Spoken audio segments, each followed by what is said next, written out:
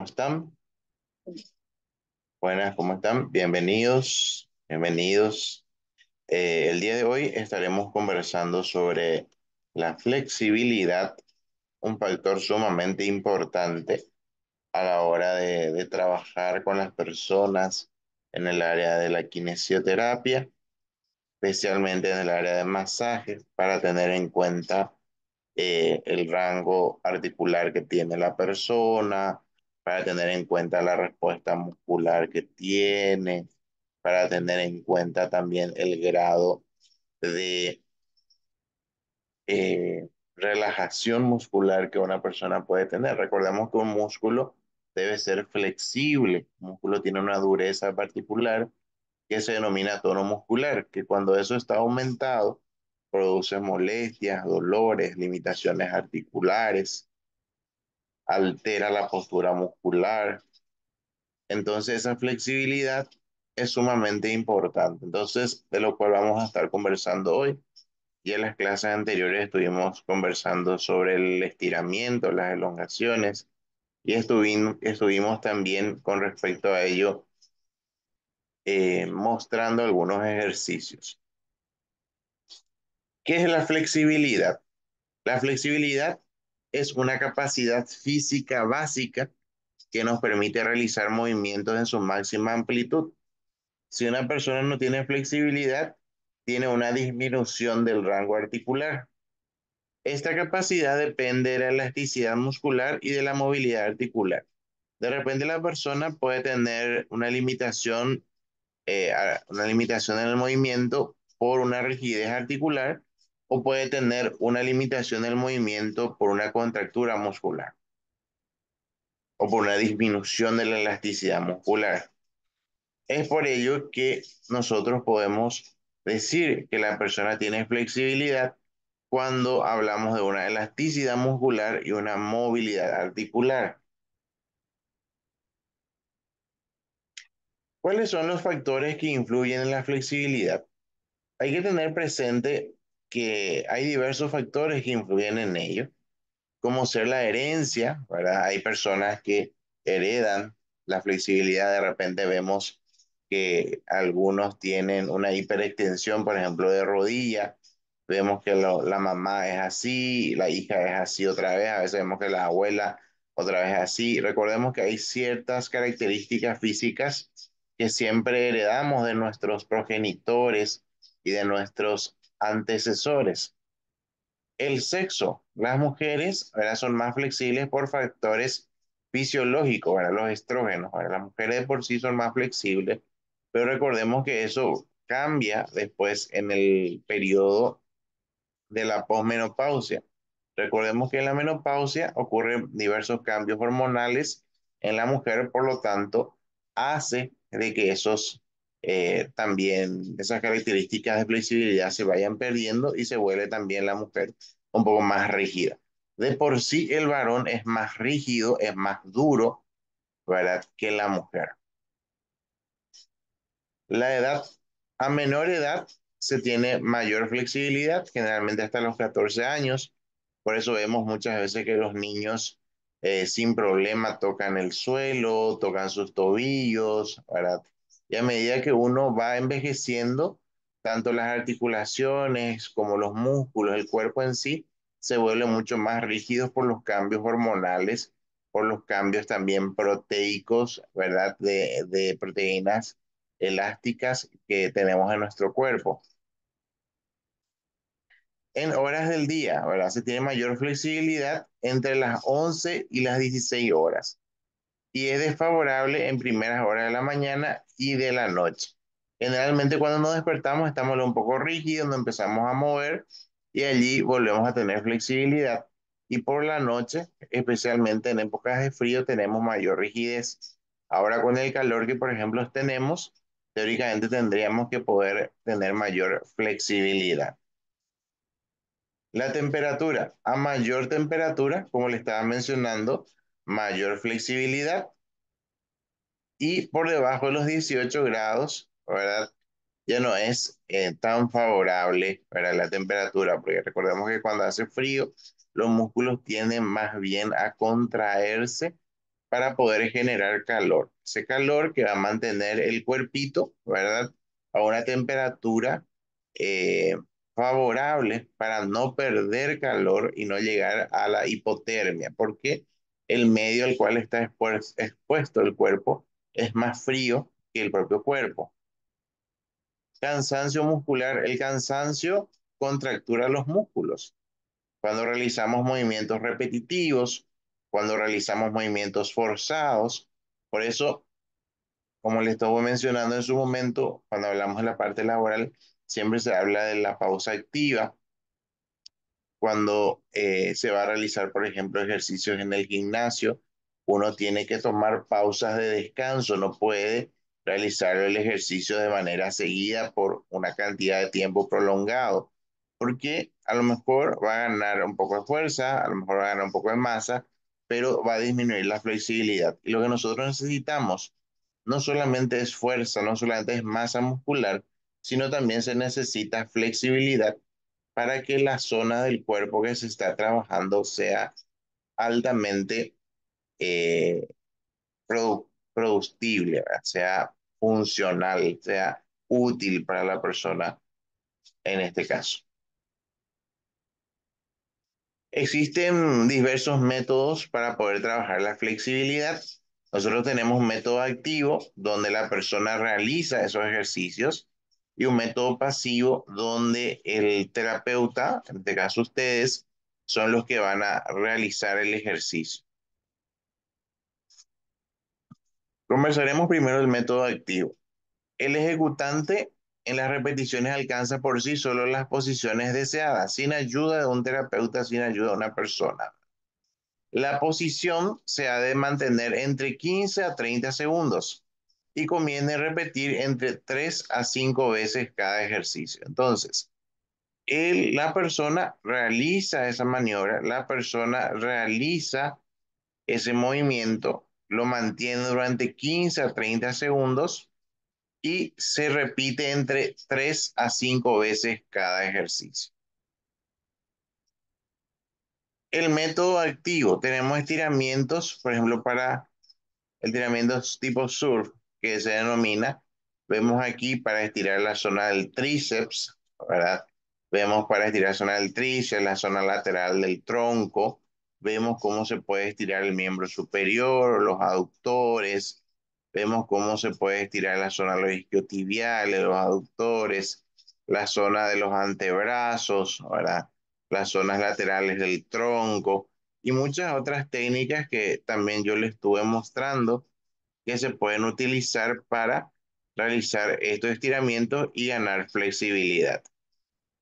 En el método pasivo, el ejecutante alcanza las posiciones deseadas con la ayuda de un compañero o de aparatos. Se repite entre 3 a 5 veces cada ejercicio. Aquí vemos algunos ejemplos donde el terapeuta es quien le ayuda al, a la persona a poder alcanzar para poder estirar y ganar y recuperar esa longitud muscular. Existe otro método que también se denomina método cinético. Para mi criterio no es tan, vamos a decirle, productivo como lo es el método pasivo. Cuando te realiza una persona el estiramiento, uno puede lograr mayor longitud, puede lograr mayor alcance. En cambio, cuando tú lo realizas, tenés menos alcance. En el método cinético, el ejecutante utiliza la inercia de su cuerpo mediante rebotes, balanceos, lanzamientos para alcanzar las posiciones deseadas. Recomendado para deportistas experimentados, se realiza entre 8 a 15 repeticiones 3 veces cada ejercicio. Esto, por ejemplo, yo particularmente aconsejo de que no reemplaza el método pasivo. Es necesario muchas veces el método pasivo, uno lo puede complementar con el método cinético, pero es importante llegar a un tope para poder estirar, para poder elongar bien, más todavía si uno quiere relajar una musculatura contracturada, quiere ganar un rango articular, quiere disminuir esa rigidez articular que se presenta. Aquí vemos algunos ejemplos de métodos cinéticos en el cual una persona trata de realizar una elongación, un estiramiento en movimiento. Otro método es el método contracción-estiramiento. El ejecutante previamente realiza una contracción isométrica mantenida de 6 a 8 segundos y posteriormente realiza el estiramiento. Se recomienda repetir al menos 3 veces. Tenemos acá que la persona realiza la contracción isométrica, por ejemplo, del músculo, eh, y después se realiza el estiramiento. Vemos aquí un ligero estiramiento, realiza una contracción isométrica y luego se completa el estiramiento. Es un método bastante útil, especialmente para músculos que están muy duros, músculos que están muy rígidos, músculos que están muy pegados. Se puede realizar este tipo de estiramientos. Recordemos que no solamente los estiramientos son útiles para deportistas, sino también son útiles para otras personas en cuanto tengan contracturas, dolores musculares, ¿verdad? Un tono aumentado, ¿verdad? Una adherencia muscular. Entonces se puede utilizar también si hay rigidez articular, ¿verdad? Aquí vemos algunos ejemplos de contracción y estiramiento. Ventajas y desventajas de los métodos dinámicos y estáticos. Métodos dinámicos, cinéticos, fácil de trabajar, mejora la coordinación neuromuscular. La desventaja es que es menos efectivo, como le estuve mencionando ahora, en cuanto a ganar flexibilidad. Mal utilizado puede producir lesiones también si la persona no conoce, no realiza bien la técnica. Y los estáticos, el activo y el pasivo, es más efectivo, maximiza la localización del trabajo, como le estuve, tiene mayor alcance, aburrido, no tiene riqueza coordinativa y exige alta concentración y dominio corporal. Entonces, si yo quiero ganar, ¿verdad? Mayor elasticidad, mayor flexibilidad, necesariamente tengo que hacer los métodos pasivos. Consideraciones a tener en cuenta para su entrenamiento. El trabajo de flexibilidad debe ir precedido de un buen calentamiento. Los ejercicios se deben realizar de forma suave y durante un tiempo prolongado, 15 a 30 segundos. Como yo le estuve mencionando ya en la clase, entre 15 a 20 segundos si una persona va a realizar una actividad física y más de 30 segundos si una persona quiere llegar a elongar, llegar a relajar. Por lo menos 30 segundos debo realizarlo si yo quiero que la persona se relaje, que relaje su musculatura, que libere esa contractura, por lo menos 30 segundos. Consideraciones a tener en cuenta para su entrenamiento. El ejecutante debe estar relajado y acompañar los ejercicios con una respiración natural. La persona inspira profundo y cuando expira, nosotros, por ejemplo, en la parte pasiva, nosotros le estiramos, le elongamos la musculatura. Los ejercicios deben llevar los músculos y las articulaciones a sus máximos recorridos, no superar el umbral del dolor. ¿Qué significa no superar el umbral del dolor? Yo le voy a estirar la musculatura de la persona hasta donde él soporta. Yo no le puedo hacer llorar a la persona durante la ejecución de la técnica. Yo tengo que respetar su umbral del dolor. Entonces, yo produzco ese estiramiento, esa elongación, pero debe ser hasta donde la persona aguanta, hasta donde la persona soporta. El trabajo de flexibilidad debe ser continuo y regular, pues una capacidad que se pierde rápidamente con la inactividad.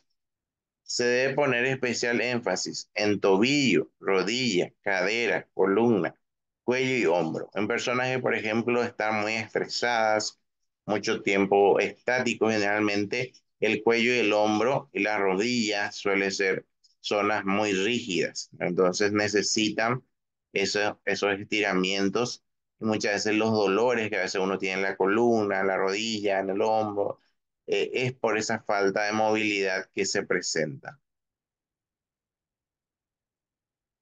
El trabajo de flexibilidad se hace realmente importante en edades tempranas, por eso se debe trabajar también con los niños.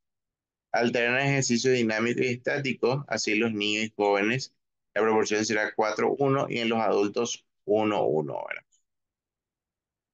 ¿Cuáles son los beneficios de la flexibilidad?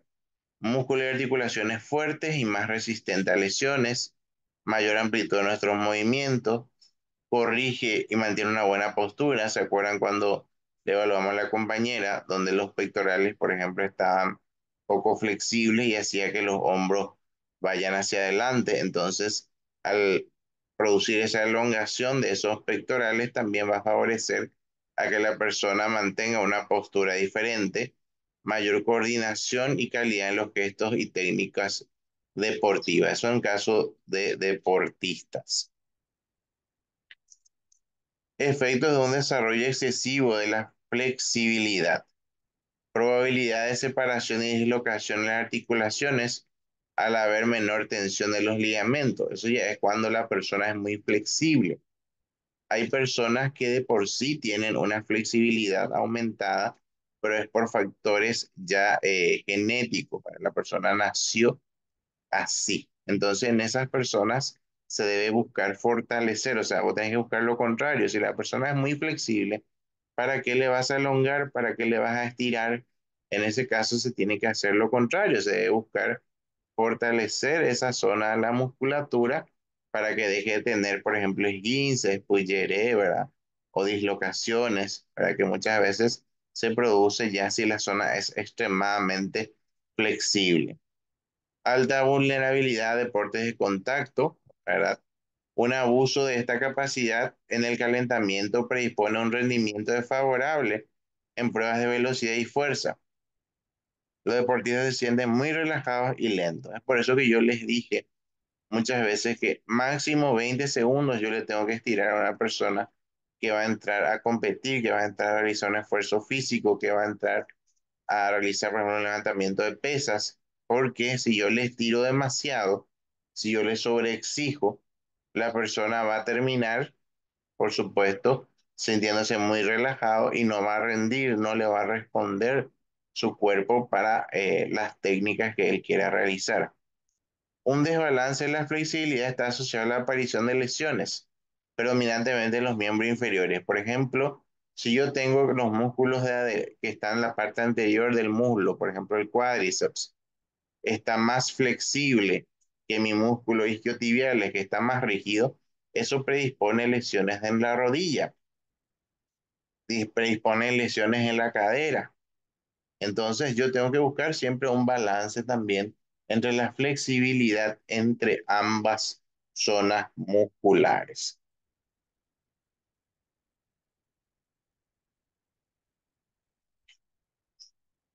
Hay muchas formas de evaluar la flexibilidad, pero vamos a hablar de un test que se llama Set and Rest. El Set and Rest, nosotros, como vemos en la imagen, necesitamos un banco, ¿verdad? Una regla adosada a él. Y la ejecución, descalzos, desde la posición sentado, piernas extendidas y pies juntos tocando las plantas en el fondo del banco, se realiza una flexión del tronco buscando alcanzar con las manos la mayor distancia posible. Y nosotros con la regla vemos cuánto es lo que llega a alcanzar la persona. Y después de realizar los estiramientos, nosotros podemos volver a evaluar y vemos si la persona ya ganó mayor alcance. Hay que tener presente que no se flexionan las rodillas, no se separan las piernas, no se realizan rebotes, se mantiene la posición al menos 2 segundos y se realizan 2 intentos y se registra el mejor. Agradezco su amable atención. Nos estaremos encontrando oportunamente en la próxima clase. Muchas gracias.